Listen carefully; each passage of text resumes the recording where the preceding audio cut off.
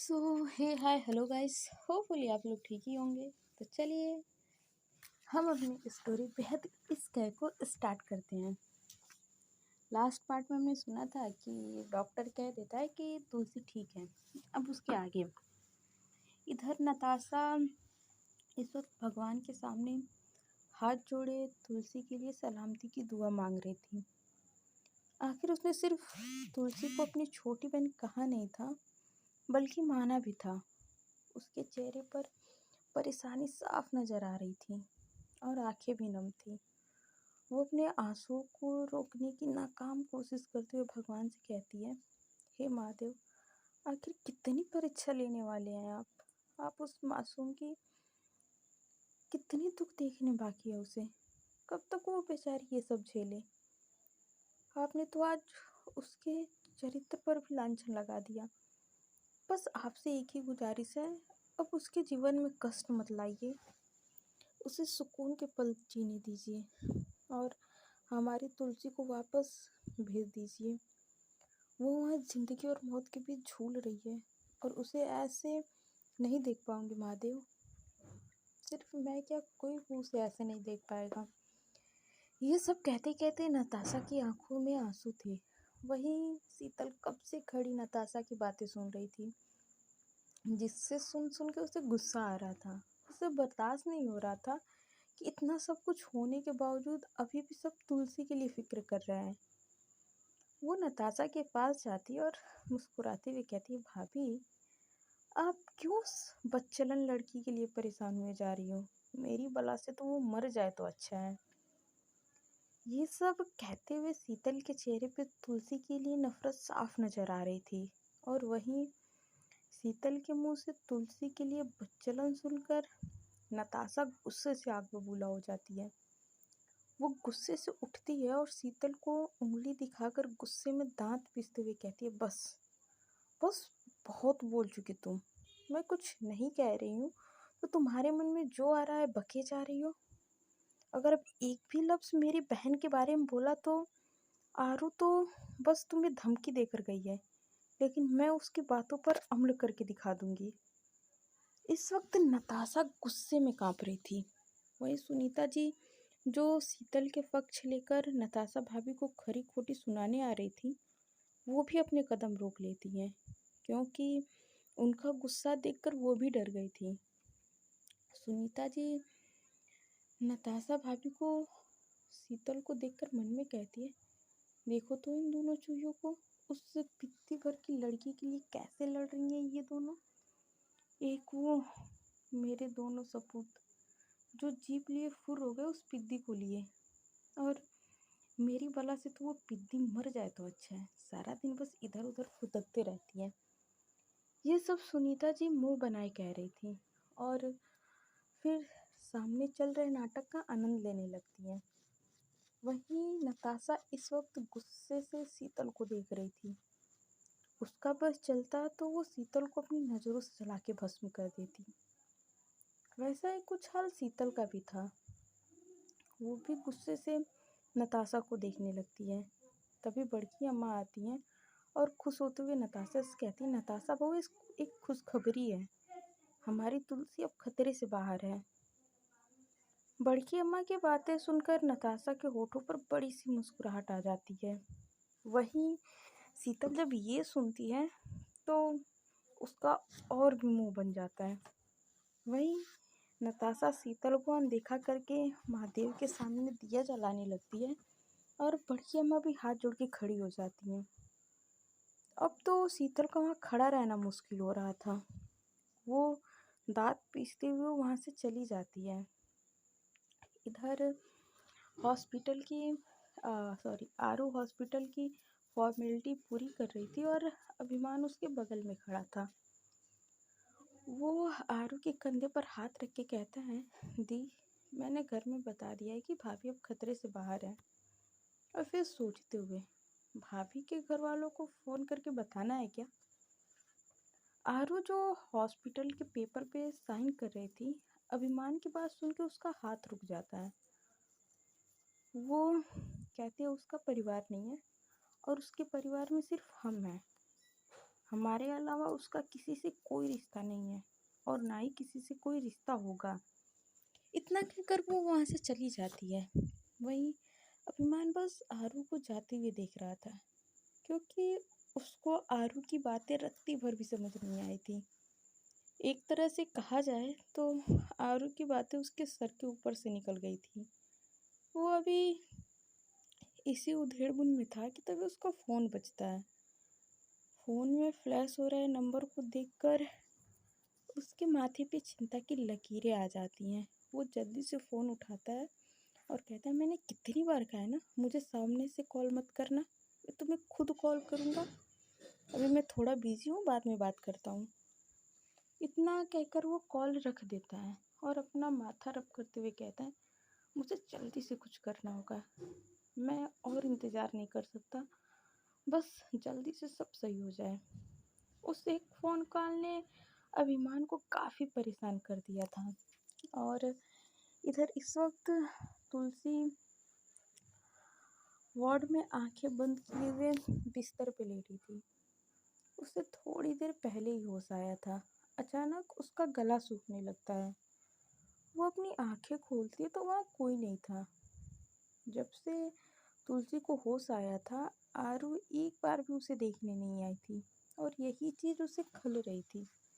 और इसी से तुलसी अपने मन में मनगढ़ंत कहानियाँ बना ली थी। उसे लग रहा था कि आरू को उस पे भरोसा नहीं है। उसने जो देखा उसे ही सच मान लिया। वो उसके ऊपर शक कर रही है।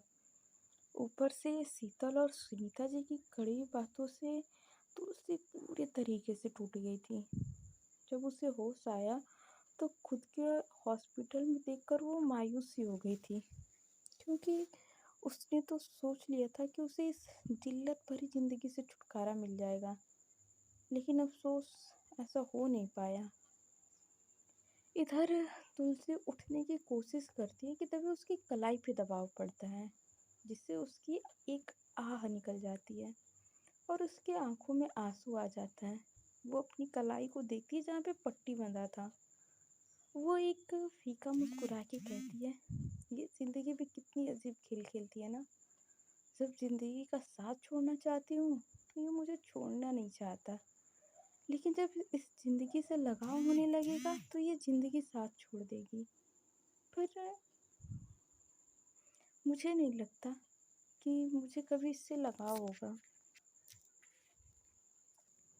वो अपना हाथ बढ़ा के पानी का गिलास उठाती है तो तभी उससे पहले कोई उसे गिलास उठा लेता है। वो असमंजस से सामने देखती है जहाँ इस वक्त हारू बैठी थी। वो तुलसी के हैरानी भरे चेहरे को देख के कहती है, ऐसे क्यों देख रही हो, पानी नहीं पीना है क्या? जिस पे तुलसी कुछ नहीं कहती है। तभी आरू उसके होठों से गिलास लगा देती है, जिससे तुलसी धीरे धीरे पानी पीने लगती है। लेकिन उसका पूरा ध्यान आरू पर था और उसकी आंखें भी नम थी। पानी पिलाने के बाद आरू ग्लास को साइड टेबल पे रखती है और तुलसी का मुंह पोंछ के कहती है, हाँ तो पत्नी जी बताइए, क्या कर रही थी आप? खतरों के खिलाड़ी बनने निकली थी क्या, जो खुद को नुकसान पहुंचा लिए? आरू ये सब काफ़ी भारी आवाज़ में कह रही थी, लेकिन आरू की बातें सुन के तुलसी सिसकने लगती है और उसकी आंखों से आंसू टप टप करके बहने लगते हैं। इधर तुलसी के आंसू देखकर आरू चिढ़ते हुए कहती है, अबे यार, फिर से गंगा जमुना बहना शुरू कर दिया। आज तो तुम मुझे बता ही दो, इतना पानी तुम्हारे आंखों में आता कहाँ से है? बात बात पे सिर्फ रोना आता है तुमको, लेकिन आज तुम्हारे आंसू से मैं पिघलने वाली नहीं हूँ। आज तुमको सज़ा मिलेगी। आरू की बात सुन के तुलसी डर जाती है। वो नम आंखों से लिए मासूमियत से कहती है, सज़ा क्यों? आरू कहती है, पत्नी जी, जब इतना बड़ा कदम उठा ही चुकी हो तो सज़ा के लिए भी तैयार हो जाओ। सज़ा तो मिलेगी ही, ताकि तुम दोबारा कुछ ऐसा ना करो। तुलसी नम आंखों से आरू को देख रही थी और सिसकते हुए कहती है, आप मुझे सज़ा दोगी? वो इतना ही कहती है कि आरू उसके होठों पर अपनी उंगली रख के कहती है, बोलने के लिए नहीं कहा मैंने, बस अभी सिर्फ सजा के लिए तैयार रहो। और इस वक्त आरू तुलसी के काफ़ी करीब थी। वही आरू के करीबी से तुलसी की धड़कनें तेज हो गई थी। आरू धीरे से तुलसी से दूर होती है और वहीं तुलसी के होठ डर से फड़फड़ा रहे थे, जिससे आरू का ध्यान तुलसी के होठों पे जाके ठहर जाता है और इससे उसका गला सूखने लगता है। वो धीरे धीरे तुलसी के होठों पर झुकने लगती है, जिससे आरू की गर्म गर्म सांसें तुलसी को अपने होठों पे महसूस हो रही थी। बस इस एहसास से ही तुलसी की आंखें अपने आप ही बंद हो जाती हैं। उसकी पलकें भीग रही थी और इधर हमारी आरू धीरे धीरे उसके होठों पर झुकने वाली होती है और जैसे ही उसके होठों पर अपने होठों की मोहर लगाने वाली होती है, तभी तुलसी की एक सिसकियाँ निकल जाती हैं, क्योंकि तुलसी ने एक हाथ से बेडशीट को मुट्ठी में पकड़ा हुआ था और दूसरा हाथ बेड पे था, और क्योंकि उसकी कलाई में पट्टी बंधी हुई थी तो उसे दर्द होता है। इधर वो अपने चेहरे को अपने होठों की तरफ झुकता महसूस करके तुलसी के पेटों पर तितलियाँ उड़ती हुई महसूस हो रही थी। वो अभी अपनी आंखें बंद किए ही थी कि तभी उसे कुछ भी महसूस नहीं होता है। जब वो आंखें खोलती है तो वहाँ कोई नहीं था। कमरे में किसी को भी ना देखकर तुलसी के गाल शर्म से लाल हो जाते हैं, क्योंकि वो बैठे बैठे कुछ भी उलूल जुलूल चीज़ें सोच रही थी। अब उसे खुद की सोच पे गुस्सा आ रहा था। तुलसी हल्का सा अपने सर पे चपत लगा के कहती है, तुलसी तू ना बिल्कुल बावरी हो गई है, कुछ भी सोचती है। अब तो जगती आंखों से सपने देखने लग रही है, तेरा कुछ नहीं हो सकता। ये सब कहते हुए तुलसी के होठों पे हल्की सी मुस्कान थी। तभी वो देखती है कि दरवाजे के पास अभिमान सिर झुकाए हुए खड़ा है। उसे इस तरह से खड़ा देखकर तुलसी अपनी प्यारी सी आवाज़ में कहती, क्या हुआ भैया, आप वहाँ क्यों खड़े हो, अंदर आइए। इधर तुलसी की आवाज़ सुन के अभिमान अंदर आता है और अपना सर नीचे किए बेड के पास मौजूद टेबल पे बैठ जाता है। उसे कुछ न कहता देखकर तुलसी फिर से अपनी प्यारी सी आवाज़ में कहती है, क्या हुआ भैया, आप बोल नहीं रहे हो।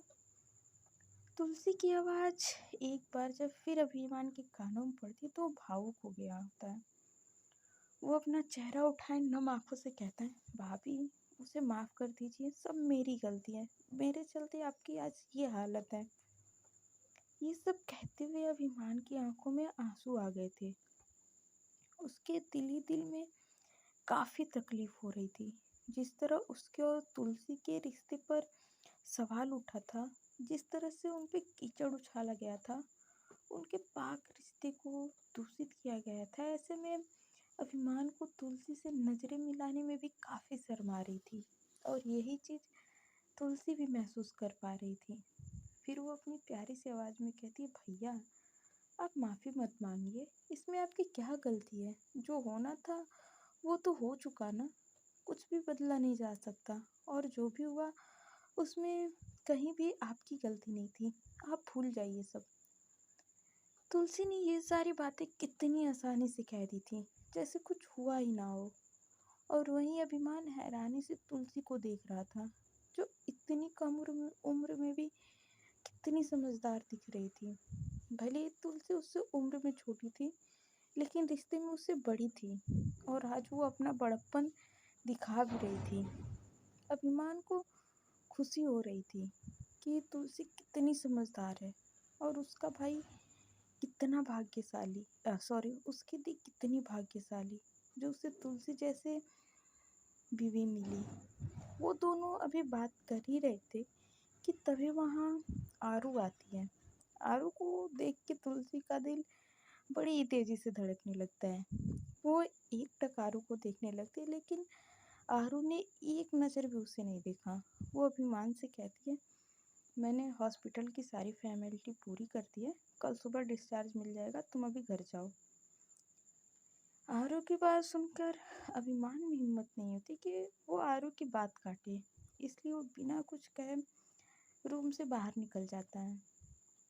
वहीं तुलसी एकटक आरू को देखने लगती है, लेकिन आरू उसे अनदेखा करके अपना फ़ोन कान में लगाए वार्ड से बाहर निकल जाती है, जैसे उसे किसी का कॉल आया हो। वहीं आरू से इस तरह खुद को अनदेखा होता देख तुलसी की आंखों में आंसू आ जाता है। वो गहरी गहरी सांस लेने लगती है। उसे इस वक्त खुद के दिल पे एक अनकहा सा दर्द हो रहा था और उसे समझ नहीं आ रहा था कि आरू के इस तरह अनदेखा करने पर उसे क्यों दर्द हो रहा है। अगर अब बेचारी तुलसी को कौन समझाए कि उसके अंदर भी एक नया जज्बात पनप रहा था। उसके दिल में भी अब कई सारी चीज़ें हो रही थी। तुलसी अपने एक हाथ से अपने आंसू पोंछने की नाकामयाब कोशिश कर रही थी कि तभी वहाँ एक नर्स अपने हाथ में खाने की प्लेट लेकर आती है और टेबल पे रख के चली जाती है। और इधर आरू इस वक्त कांच की दीवार से तुलसी को देख रही थी। तुलसी के आंसू देखकर उसे भी तकलीफ हो रही थी। वो तुलसी को देखकर मन में कहती है, तकलीफ हो रही है ना, मुझे भी हुई थी जब मैंने तुम्हें उस हालत में देखा था। मैं शब्दों में बयां नहीं कर सकती, जब मैंने तुम्हें खून से लथपथ देखा तो मुझ पर क्या बीती थी। एक पल के लिए ऐसा महसूस हुआ था जैसे मैंने तुम्हें हमेशा हमेशा के लिए खो दिया। अगर तुम्हें कुछ हो जाता तो फिर मेरा क्या होता। इस वक्त आरू की आंखों में तुलसी के लिए जुनून साफ नजर आ रहा था। उसे देखकर साफ पता चल रहा था कि वो तुलसी से किस कदर मोहब्बत करती है। उसकी मोहब्बत का कोई अंदाजा नहीं लगा सकता था। इधर आरू काफी शिद्दत से तुलसी को देख रही थी कि तभी उसका फोन बजता है। वो फोन कान से लगाए वहां से चली जाती है। इधर आरू तुलसी के वार्ड में आती है तो देखती है टेबल पे खाने की प्लेट रखी हुई है। तुलसी ने उसे हाथ तक नहीं लगाया था और वहीं तुलसी सो रही थी। आरू तुलसी के करीब जाती है और एकटक उसके चेहरे को देखने लगती है। इस वक्त तुलसी के चेहरे पर आंसुओं के निशान सूख चुके थे, लेकिन उसने खुद को मजबूत बनाए रखा। आरू थोड़ा सा झुकती है और धीरे से तुलसी के माथे को चूम के कहती है, मैं जानती हूँ झूमर, तुमसे मेरी बेरुखी सहन नहीं की जा रही, लेकिन तुम्हें इसे सहन करना पड़ेगा ताकि तुम अगली बार से खुद को नुकसान न पहुंचाओ और ना मुझसे दूर जाने की कोशिश करो।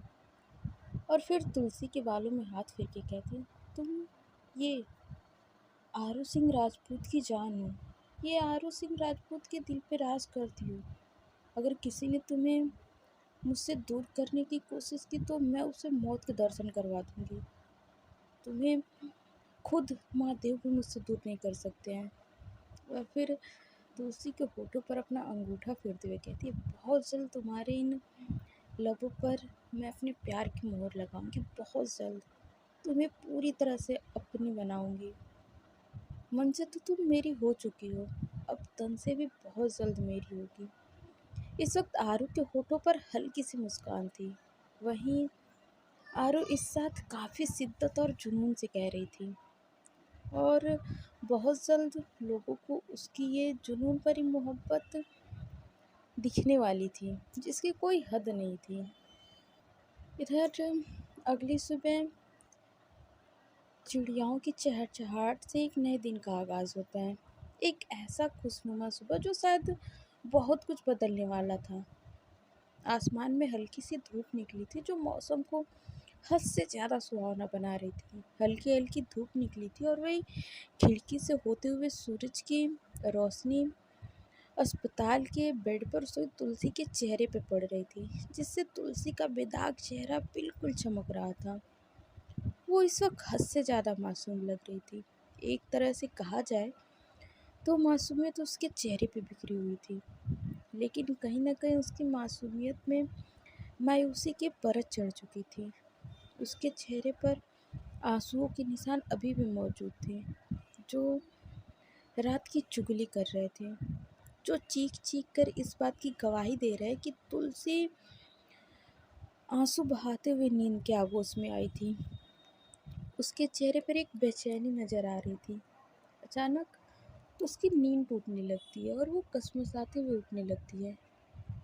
लेकिन तभी उसकी कलाई पे दबाव पड़ता है, जिससे तुलसी के मुंह से एक आह निकल जाती है। इस वक्त उसके फेस पर दर्द साफ नजर आ रहा था। अब तक उसकी पूरी नींद उड़ चुकी थी।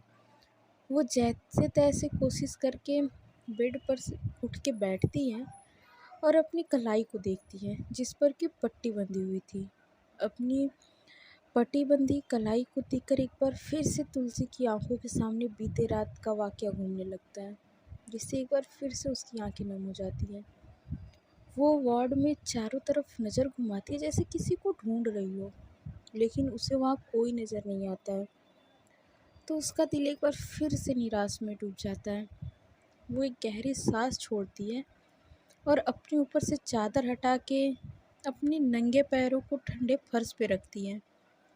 और जैसे ही बेड से उठती है तो उसके कदम लड़खड़ा जाते हैं और वो गिरने वाली होती है, जिसके डर से वो अपनी आंखें कस के बंद कर लेती है। लेकिन जब उसे महसूस होता है कि वो नहीं गिरी, तो वो धीरे धीरे अपनी आँख खोलती है। आँख खोलते ही उसकी आँखों के सामने आरू दिखती है। वो एकटक आरू को देखने लगती है, लेकिन आरू उसे कुछ नहीं कहती और ना ही उसकी तरफ देखती है। वो तुलसी को सीधा खड़ा करके अपने हाथ में पकड़े पैकेट को तुलसी की तरफ बढ़ा के बड़े रूखे तरीके से कहती है, इसमें तुम्हारे कपड़े हैं, जाके पहन लो। ये सब कहते हुए आरू तुलसी की तरफ नहीं देख रही थी, लेकिन तुलसी की नज़रें एक पल के लिए भी आरू से नहीं हटी थी। वो नम आंखों से बस आरू को देखे जा रही थी। दोनों तरफ खामोशी थी, लेकिन दोनों के अंदर अनेक जज्बात, अनेक सवाल थे। तुलसी का पैर इस वक्त पूरी तरह से सुन्न पड़ चुका था। जब आरू ने तुलसी को गिरते देखा तो वो एक पल के लिए उसकी सांसें थम गई थी। उसका मन कर रहा था कि वो तुलसी को अपनी बाहों में जी भर के प्यार करे, लेकिन आज तक किसी ने भी किसी से न किया हो। लेकिन अफसोस इस वक्त वो ऐसा नहीं कर सकती थी। तुलसी धीरे धीरे चलते हुए बाथरूम की तरफ बढ़ती है और जैसे ही बाथरूम के अंदर जाने वाली होती है, तभी आरू की आवाज़ उसके कानों में पड़ती है। सो गाइस, आज के पार्ट में बस इतना ही। मिलते हैं नेक्स्ट पार्ट में और जानते हैं कि आने वाले पार्ट में क्या होता है। तब तक के लिए bye bye, tata and take care. आप लोग अपना ध्यान रखिए। Bye bye guys.